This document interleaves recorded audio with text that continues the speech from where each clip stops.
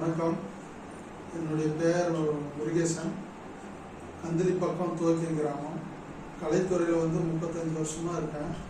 ஒரு நாள் நிகழ்ச்சி முடிச்சுட்டு வரும்போது ஆட்டோவில் எதிர்பாராத விதமாக ஆக்சிடென்ட் ஆகி என்னுடைய கால் ரெண்டாக உடைஞ்சிருச்சு. அப்போ உடனே ஹாஸ்பிட்டல் வராமல் நான் நாட்டு வைத்தியத்துக்கு போனேன். அதில் கட்டு போட்டு என்னுடைய கால் செட் ஆகலை. 22 நாள் கழித்து என்ன பண்ணுறதுன்னு தெரியாமல் கோயம்புத்தூர் ஹாஸ்பிட்டலில் எலும்பு டாக்டருக்கு காவேரிக்கு போங்கன்னு சொன்னாங்க. கங்காவுக்கு இருந்தாலும் அவ்வளோ தொலைவு நம்மளால் போயிட்டு செலவு பண்ணிவிட்டு தெரிய முடியாதுன்ட்டு கிருஷ்ணகிரி உமாராணி ஹாஸ்பிட்டலை பற்றி நம்மளுடைய நண்பர் ஒருத்தர் சொன்னார். அங்கே போனீங்கன்னா நல்லா சிறப்பாக கவனிக்குவாங்க, நல்லா ட்ரீட்மெண்ட்டு, காசு கூட கம்மியாக தான் ஆகும், நல்லா கவனிக்கிறாங்க, போகணும்னு சொன்னார்.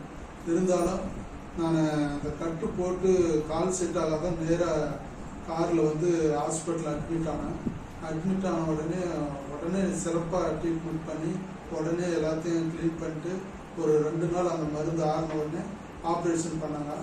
ஆப்ரேஷன் சிறப்பாக பண்ணி முடிஞ்ச உடனே எக்ஸசைஸு அது மட்டும் இல்லாமல் சிறப்பான டேப்லெட் ட்ரீட்மெண்ட்டெல்லாம் பண்ணி 3 மாதமாக இப்போ என்னுடைய கால் நிலையை நடக்கிறேன். உண்மையிலேயே ஹாஸ்பிட்டலில் எல்லாருமே சிறப்பாக கவனிப்பு.